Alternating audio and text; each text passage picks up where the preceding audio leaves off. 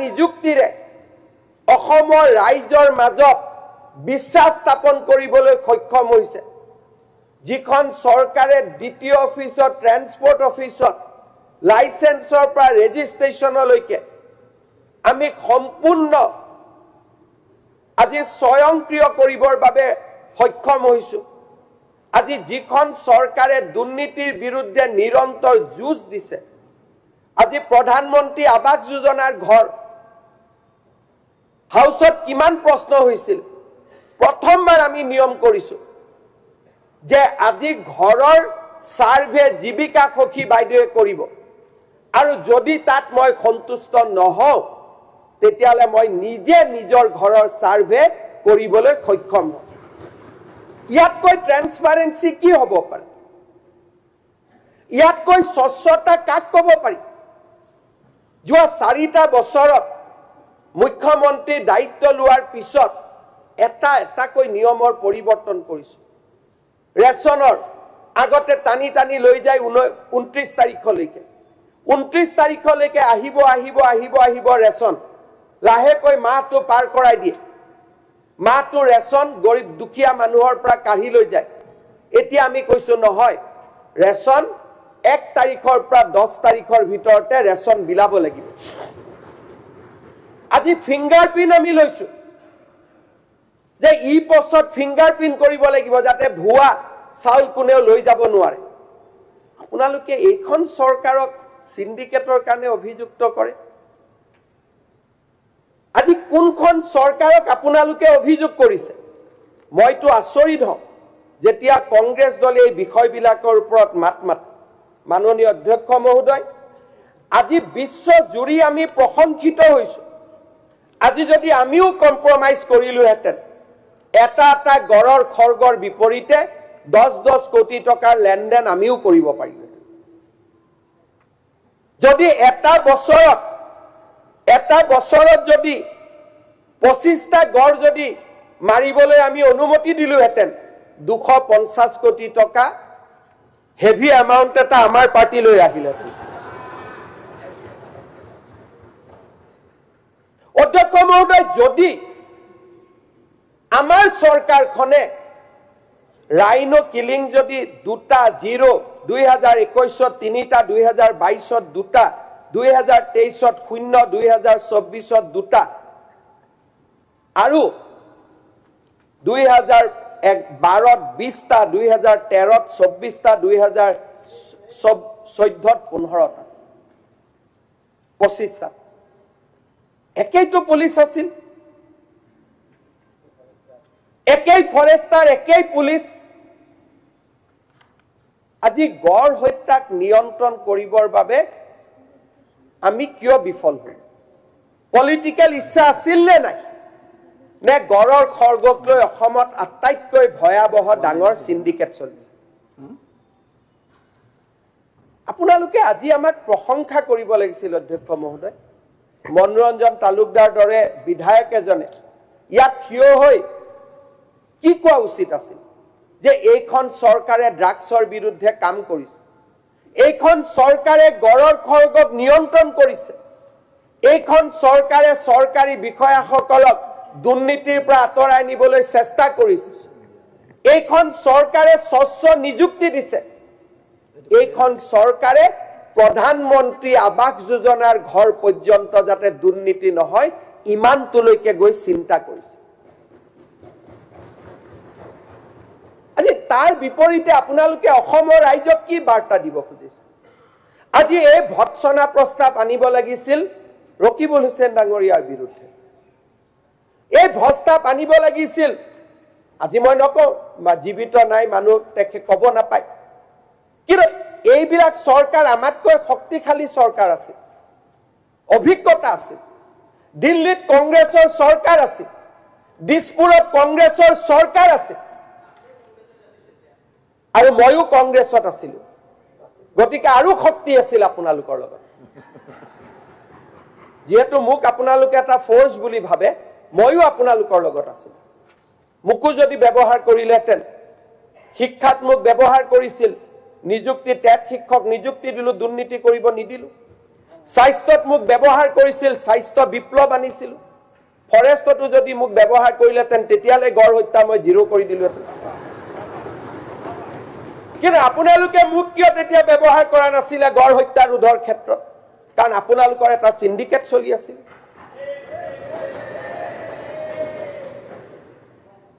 চৌব্বিশটা গড়, 20টা গড়, 25টা গড়, 2012ত 20টা হল, 2013তো 2টা কমিব লাগিছিল, 2013 বাঢ়ি 24 হল, 2024ত 25 হল, 2015ত 2014ত 25 হল। তাৰমানে কি এন্টায়াৰ ইলেকশ্যন ফাণ্ডটো ইয়াৰ পৰা আহিছিল? যিমানে ইলেকশ্যন ওচৰ চাপি আহি আছিলে গড় হত্যা বাঢ়ি বাঢ়ি গৈ আছিল। আৰু আজি আমাৰ যিমানে ইলেকশ্যন ওচৰ চাপি আহিছে গড় হত্যা কমি কমি আহি আছে। আৰু এইখন চৰকাৰক আপোনালোকে কয় যে এইখন চৰকাৰে সিন্ডিকেট কৰি আছে। মাননীয় অধ্যক্ষ মহোদয়, মই দুআষাৰ কথা ক'ব খুজিছো। মনোৰঞ্জন তালুকদাৰ ডাঙৰীয়াই নাজানে 2010ৰ পৰা 16ৰ ভিতৰত অসমত সুপাৰী কেছত এজন ব্যক্তিকো এৰেষ্ট কৰা নাছিল। 2010ৰ পৰা 16লৈ অসমত সুপাৰীৰ গোচৰত এখন ট্ৰাকো জব্দ কৰা হোৱা নাছিল।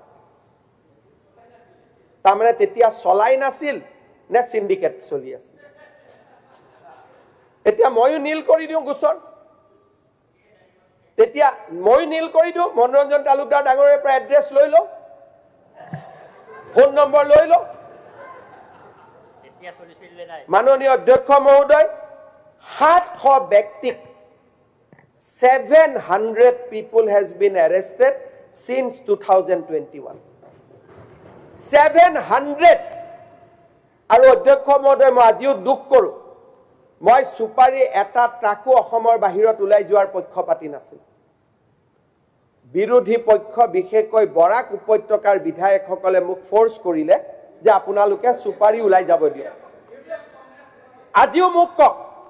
এটা সুপাৰীও মই অসমৰ পৰা ওলাই যাব নিদিওঁ। মনোৰঞ্জন তালুকদাৰ ডাঙৰীয়াই কওক 3 বছৰ মই বন্ধ কৰি ৰাখিছো। 3 বছৰ পিছত আপোনালোকে এইখন হাউসত মোক ফোৰ্স কৰিলে যে দেখছি সুপাৰীখিনি যাব দিয়ক। মই তেতিয়াই কৈছিলো যে সুপাৰী যদি যাব দিয়ে এই ঘটনাবোৰ লগত আৰম্ভ হ'ব। তেতিয়া মই হাউসত ৰেকৰ্ডত কৈছিলো যে অধ্যক্ষ মহোদয়, মই অমিত শাহ ডাঙৰীয়াই মোক বাৰে বাৰে ফোন কৰি আছে, যোৱা 3 বছৰ যে এক গাড়ী সুপাৰী হিমন্ত ওলাই যাব নিদিবি। আৰু মই তেখেতৰ কথাকো সৰুগত কৰি 3 বছৰ মই এক গাড়ী সুপাৰী অসমৰ পৰা ওলাই যাব দিয়া নাছিল। কোনে ফোৰ্স কৰিলে? আপোনালোকে ক'লে যে কৃষকৰ কষ্ট হয়, ওলাই যাব দিব লাগে। এতিয়াই যদি হেভি এমাউন্টৰ ডিসকাশন হৈছিল মই নাজানো। আজি এই সুপাৰী ক্ষেত্ৰত 2021ৰ পৰা আমি 700 এৰেষ্ট কৰিছো, 6000 টন সুপাৰী আমি জব্দ কৰিছো। কেতিয়াবা ৰাতি মই 2-3টা লৈকে নুখো, ৰেলেদি সুপাৰী পাৰ হৈ যায় এসপি বিলাকক। We have arrested 228 person। আজি কাৰ কথা আপোনালোকে কৈ আছে? কাক আপোনালোকে আঙুলি টুৱাই আছে? হয়, উমৰাংচুত ঘটনা ঘটিছে। আজি ৰেট মাইনিং ইলিগেল আছে। 2014 চনৰ পৰা ৰেট মাইনিং বনোৱা আৰম্ভ হৈছিল।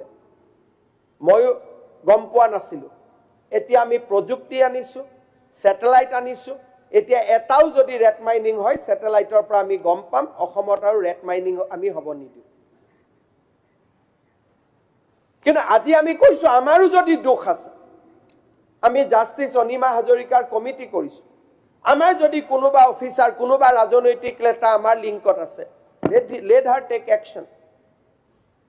আমি কাকো প্ৰটেক্ট নকৰো,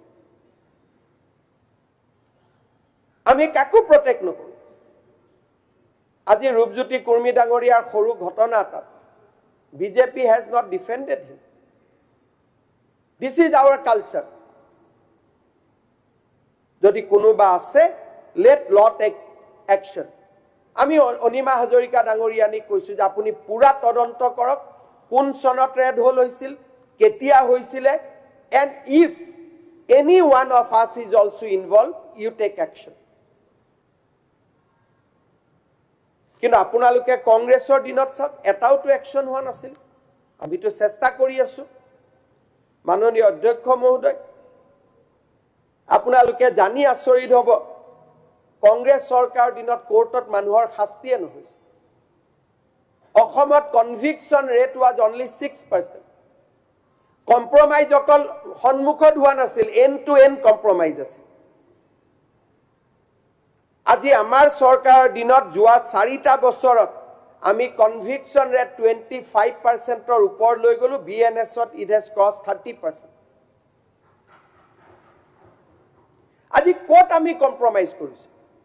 কেতিয়া আপোনালোকে শুনিছিল পৰীক্ষা হোৱাৰ পিছতে OMR ৰিলিজ কৰি দিয়া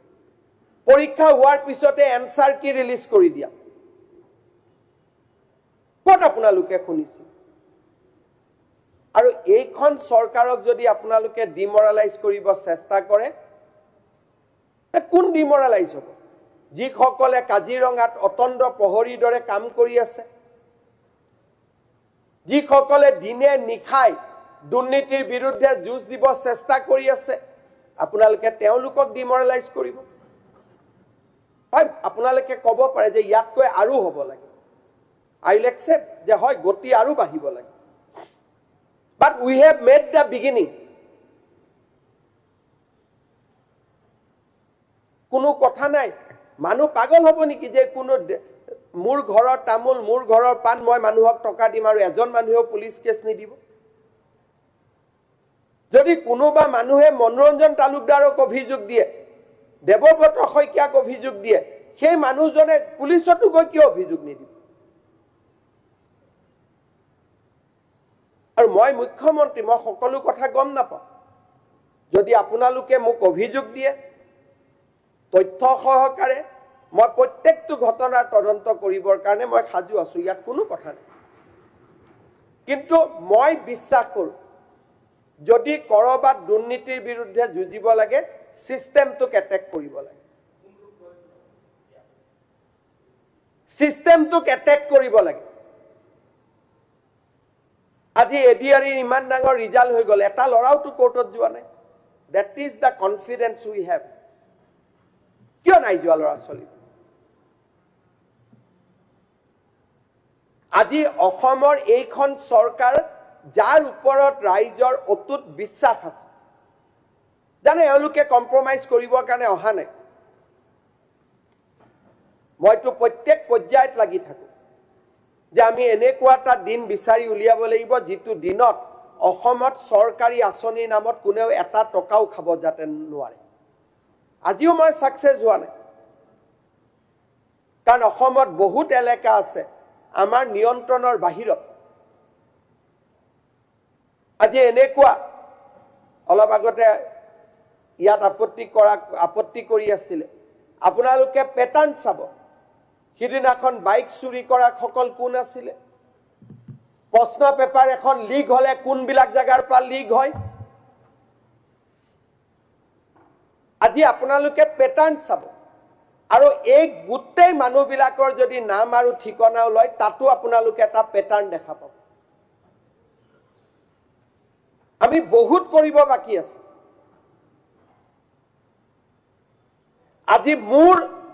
মই যাতে কৰিব নোৱাৰো এবাৰ হাই কোৰ্টত কেছ দিব যে কেনেকে এনকাউন্টাৰ হল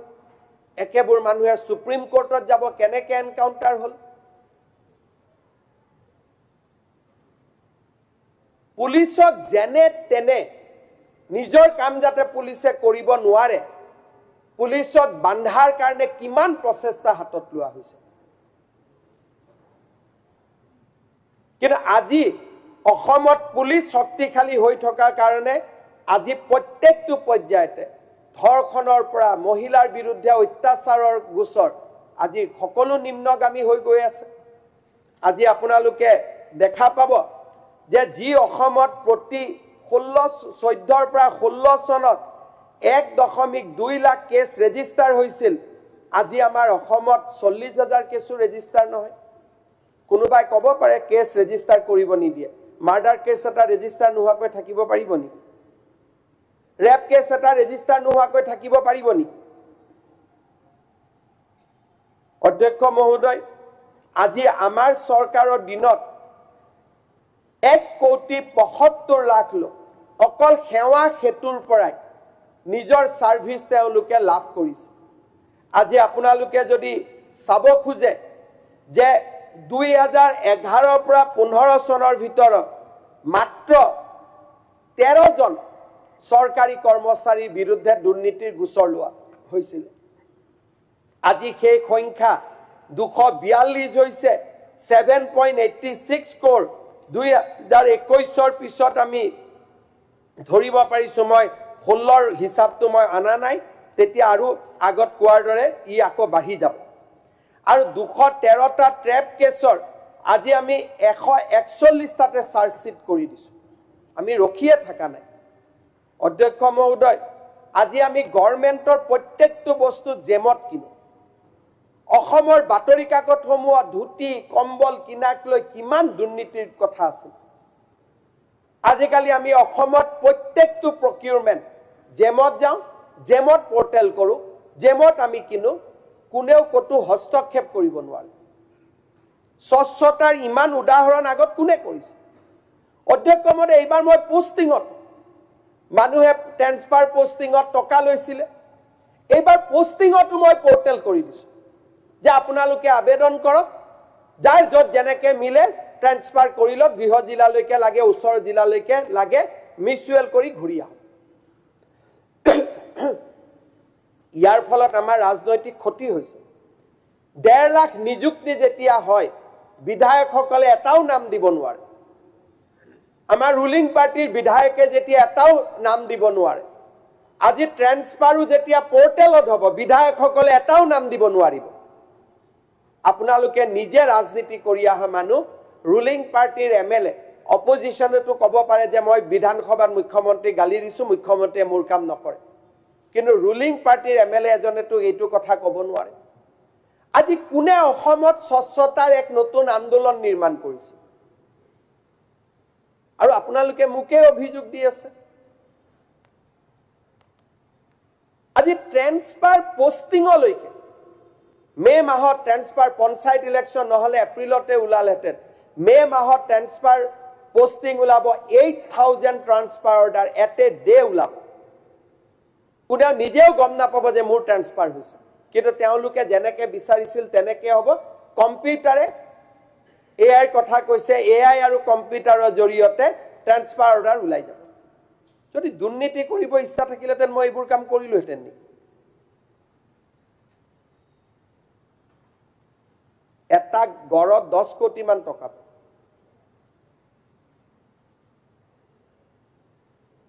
10 কোটিটো কমেই যেটো আমাক ইন্টাৰোগেশনত কয় এই মইতো প্ৰথমবাৰ মুখ্যমন্ত্ৰী হৈছো তৰুণ গগৈ ডাঙৰীয়া তৃতীয়বাৰৰ মুখ্যমন্ত্ৰী ৰকিবুল হুছেইন তৃতীয়বাৰৰ বনমন্ত্ৰী তেওঁলোকে গড় হত্যা ৰোধ কৰাটো সাধাৰণ কথা আছিল কিয় কৰা নাছিলে তাৰ উত্তৰ ৰকিবুল হুছেইন ডাঙৰীয়া খুধিলে তেওঁ নীলা ফাইল দেখুৱাব আৰম্ভ কৰে তাতো ব্ল্যাকমেইল কিবা এটা ফাইল লৈ ফুৰে নীলা ফাইল এটা আৰে নীলা ফাইলত কি বস্তুটো আছে উলিয়াইটো দে নীলা কালাৰটো ভিতৰতো নীলাই হ'ব পাৰে মালটো কি আছে তেওঁলোকে জানিব কি আছে তেওঁলোকে জানিব যেতিয়া গড় হত্যাৰ কথা ক'ব নীলা ফাইলটো দেখুৱাই আৰে ভাই এবাৰটো ৰাজহুৱাভাৱে ক্ষমা খোজ যে হয় বিজেপি চৰকাৰে অন্তত আমি কৰিব নোৱাৰা কাম এটা কৰি দিল আজি কংগ্ৰেছ দলৰ পৰাটো ক'ব পাৰে এটা কথা ক'লে আলোচনা উদ্ধত গুচি যায় যে হয় আমাৰ দিনত আমি নিয়ন্ত্ৰণ কৰিব পৰা নাছিলো আপোনালোকে নিয়ন্ত্ৰণ কৰিব পাৰিছে অধ্যক্ষ মহোদয় মই দুটা কথাই আশ্বাস দিছো যে উমৰাংচুৰ ঘটনাৰ ওপৰত আমি মানুহখিনিক 45 দিনৰ ৰেস্কিউ কৰি পেলাই অন্তত পৰিয়াল কেটিক আমি মৃতজনৰ শৰীৰ উভতাই দিবৰ কাৰণে সক্ষম হৈছোঁ 10 লাখ টকাকৈ ক্ষতিপূৰণ দিছোঁ আৰু মই বিশ্বাস কৰোঁ যে জুডিচিয়েল ইনকুৱাৰীৰ জৰিয়তে হাইকোৰ্টেও পিআইএল লৈছে হাইকোৰ্টেও লক্ষ্য কৰি আছে আমাৰ কোনো আপত্তি নাই উচ্চ ন্যায়ালয়ে আমাক যেনেকৈ নিৰ্দেশ দিয়ে কংগ্ৰেছ দলৰ বিৰোধী দলপতি ডাঙৰীয়া উচ্চ ন্যায়ালয়ত গৈছে যেহেতু তেওঁলোকে উচ্চ ন্যায়ালয়ৰ প্লেটফৰ্ম এখন বাছি লৈছে মই মোৰ তাত কোনো অভিযোগ নাই উচ্চ ন্যায়ালয়ে যি কয় জাষ্টিস অনিমা হাজৰিকা কমিটিয়ে যি কয় আমি মানি লম যাৰ ওপৰত যেনেকৈ একশ্যন ল'ব দিয়ে আমি মানি লম কাৰণ ঘটনাটো হৈছে অস্বীকাৰ কৰি লাভ নাই যেহেতু ঘটনাটো হৈছে somebody has to be accountable আমাৰ কতো আপত্তি নাই সুপাৰী ক্ষেত্ৰত মোৰ আগ্ৰহ হ'ব ইণ্ডাষ্ট্ৰি মন্ত্ৰী ডাঙৰীয়াকো মই অনুৰোধ কৰিম যেনে তেনে আমি সুপাৰী প্ৰসেসিংটো অসমত কৰিব লাগে যাতে এই চেপ্টাৰবিলাকে নোহোৱা হয় যদি হাউলিতে যদি সুপাৰী প্ৰসেসিংৰ ফ্যাক্টৰী আহি যায় কমপ্লেইনে নোহোৱা হৈ যাব আৰু মইতো কম যে মনোৰঞ্জন তালুকদাৰ হৰেন মহন্ত মিলি আপোনালোকে ফ্যাক্টৰী এটা খোলাৰ কাম আৰম্ভ কৰক আপোনাৰ শেয়াৰ নাথাকে সিপিএমে তো শেয়াৰ ল'ব নোৱাৰে কিন্তু স্থানীয় বিধায়ক হিচাপে মাটিবাৰী দেখুৱাই দিয়ক মানৱ দেখাইতো হেভিটো তাৰ হেভিটো বাকি সিপিএমৰ হেভিটোৰ লগত মানৱ দেখাৰ হেভি নিমিলিব নাই মই এইটোকে কৈছো যে এজন ব্যক্তিৰ লগত লাগি থাকিলে সাধাৰণতে এনেকুৱা এটা ধাৰণা হয় মই আজি আৰু ক'ব খোজা নাই কেতিয়াবা বাতৰি কাকতত দেখিব এজন ব্যক্তিৰ ওপৰত বিশেষকৈ অসমত এখন বাতৰি কাকতত ক্ৰমাংক 1 2 3 4টো নোহোৱা হয় নামটো কৈ দিলে ৰেটটো বাঢ়ি যায় সেইকাৰণে মই এইটো চক্ৰতে নাই মোৰ কথা হল সিস্টেমেটিক ইমপ্ৰুভমেন্ট হ'ব লাগে সুপাৰীটো কোনো বেয়া বস্তু নহয় ইয়াৰ যদি উদ্যোগ অসমত হ'ব পাৰে ইয়াতে পান মছলা বনিব পাৰে বা ইয়াতে আন বস্তু বনিব পাৰে সমস্যা ইয়াতে সমাধান হৈ যাব প্ৰসেসিং ইয়াত হ'ব লাগে আৰু আমি সেই ৰাস্তাতে আগুৱাই গৈ থাকিম মই সদনক আশ্বাস দিছো যে যদি কিবা স্পেসিফিক কেস আছে আমি তদন্ত কৰিম আৰু অন্যথায় আমি ভাবো যে আমি আগৰ চৰকাৰবিলাকৰ তুলনাত যথেষ্টখিনি কাম কৰিছো কিন্তু কৰিব আৰু বাকি আছে হাতত এবছৰ সময় আছে নিৰন্তৰ আমি কাম কৰি গৈ থাকিম ধন্যবাদ